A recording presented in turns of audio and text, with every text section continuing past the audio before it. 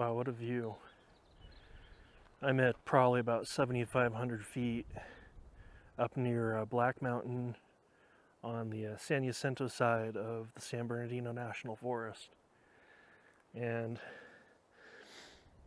down below you can see Morongo and Cabazon, and those mountains all the way over there, I believe that's Mount Baldy, and you can kind of see the Cajon Pass that goes up to the high desert. And over there, I believe, is Lake Matthews or Lake Paris. I'm not sure which. I'm pretty sure it's Lake Matthews. Very impressive. Now, hopefully I can find a campsite. My goal for today really was to try to find a yellow post site, but it seems like everybody beat me, so I continued going down the road and I found a little turnout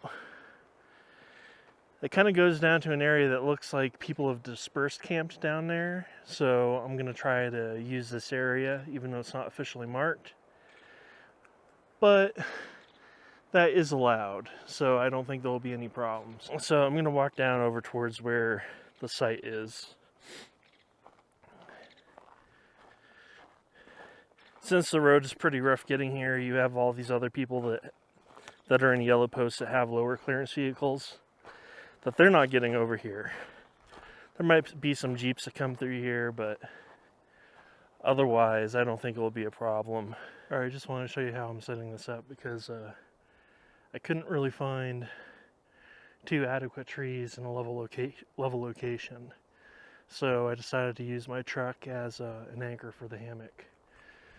So tied off to that one tree there and tied off to the bed, and it seems pretty stable, and the area below the hammock isn't too level, but I think it will work better than, say, over there where it just rolls downhill, which would probably be unsafe. So unlike my last camping video, I had a Kelty sleeping bag that was rated for 40 degrees, and if you watched all the way through, in the morning, like, I just slept terrible. I was freezing all night. My feet got cold.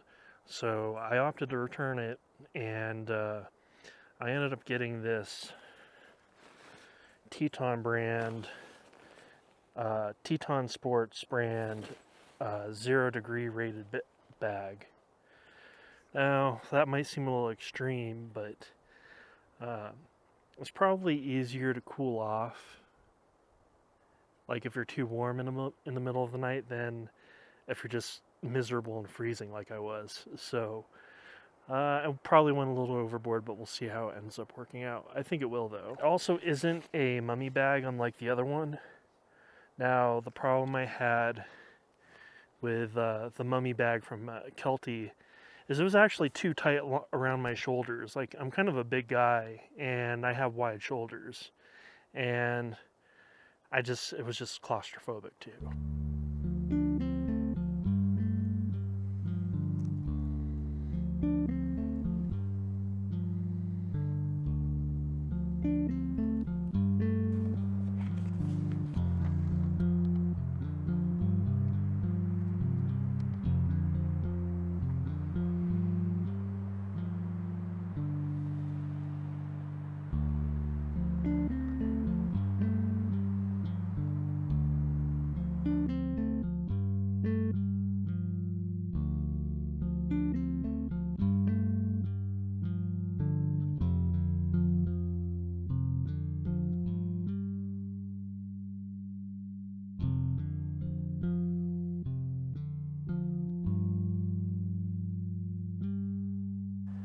Alright, so it is getting later, and before I lose too much sunlight, because it's starting to get behind the trees, I'm going to start doing dinner prep.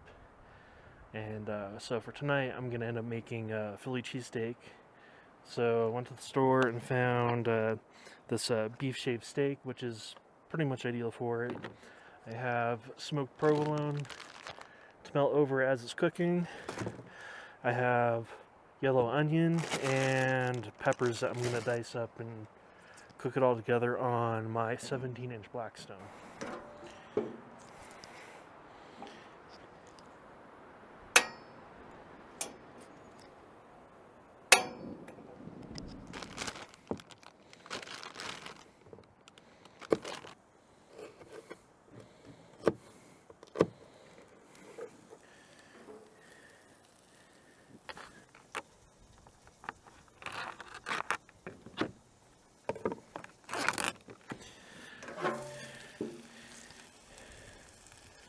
Oh yeah, okay, that'll work.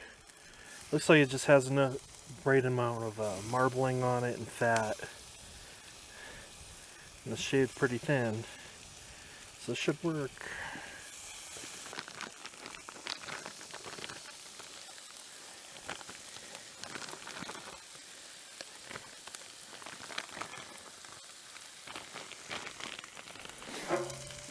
Oh yeah, look at that. Nice and melty.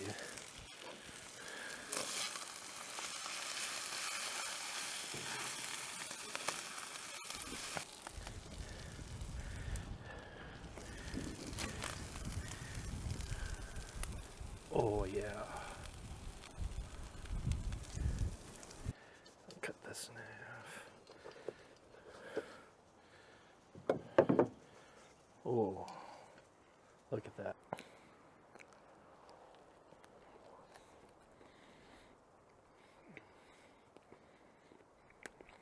You know, the funny thing about this, so I was going to the store, I was originally looking for steakums,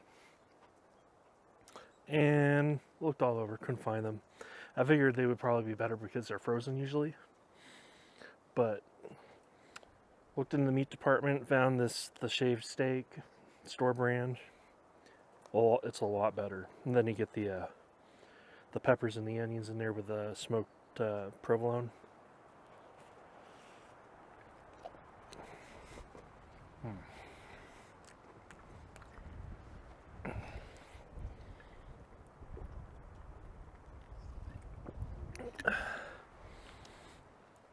It is cooling down quite a bit. My truck says it's actually in the 50s, which sounds okay, but with the wind, it's getting to me. So I tried to clear the area as best as I could, given the circumstances.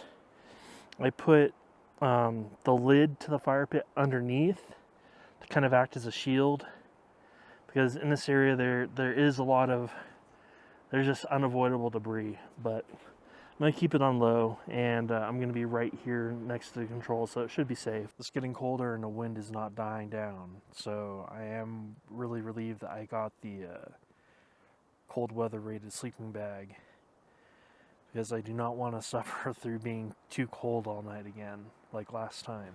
Also, I'm not too concerned about bears, but for just in case, anything that has a scent will be put in my truck tonight. Unfortunately, I kind of broke one of the cardinal rules about cooking in the bear area, and really, you know, I have my hammock hooked up to my truck and I cooked on the tailgate. And ideally, you're supposed to try to cook away from where you're going to be sleeping, but I didn't really have a choice in this circumstance.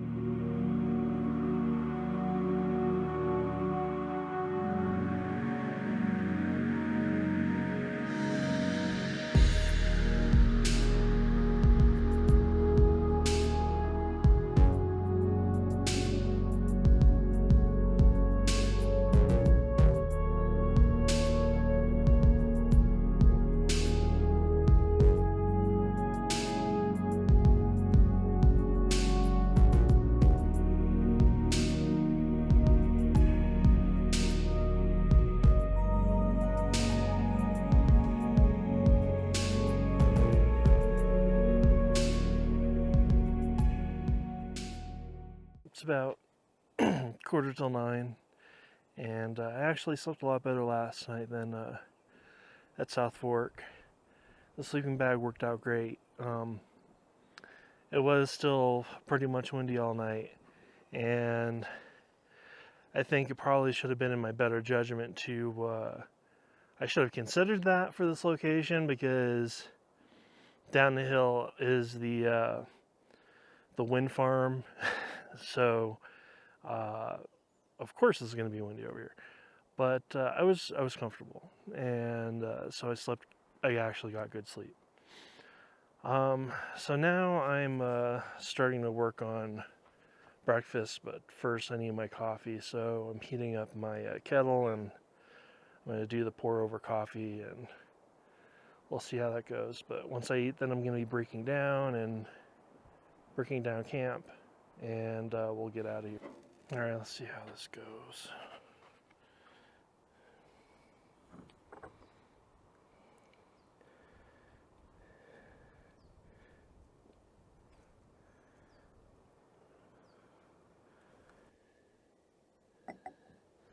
I'm going to let that drip out, and I think that'll be good. I want to put some half and half in there. But I always take creamer.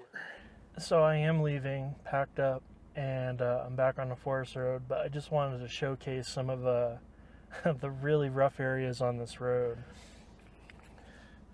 If you look there, pretty steep incline, got rocks in the middle.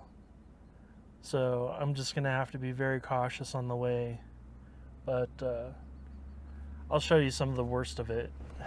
Like, I'm actually past where the Black Mountain Yellow Post sites are. So it gets considerably rougher past that area. It's still manageable for high clearance like I have, but there was a point where I actually did scrape something.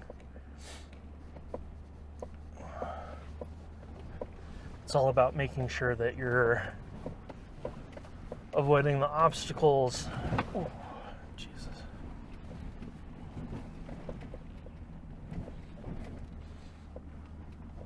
Yeah, look at that. Actually, this might be part where I scraped.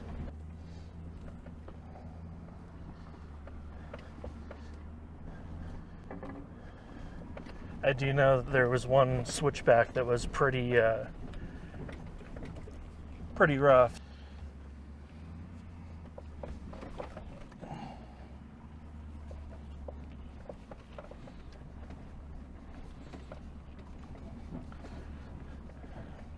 Just taking it slow. Okay. All right. You'll see what I'm talking about here. Right there is really nasty. Hey, look at this. It's so rutted. I think if I look at where the other tire tracks are.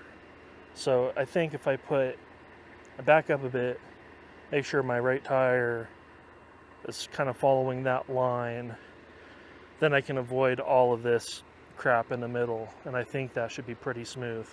But coming down, it was pretty rough. This road is just, it's almost exhausting. But I think this is probably about as bad as I've ever been on.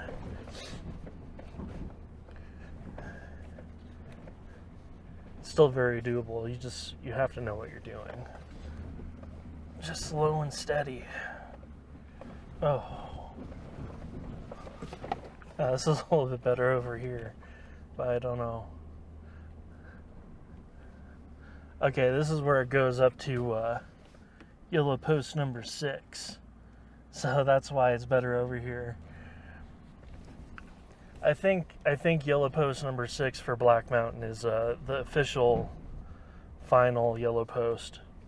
Where I was overnight was actually,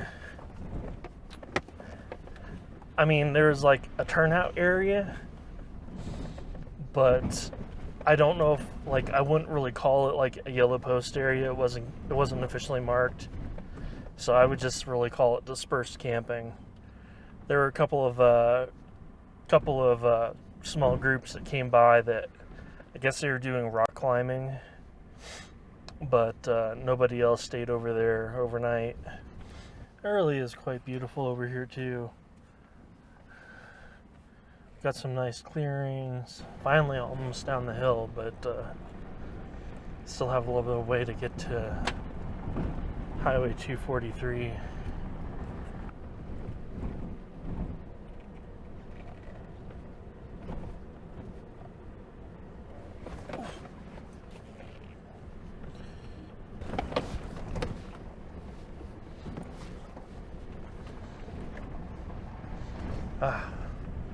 Finally the highway, jeez.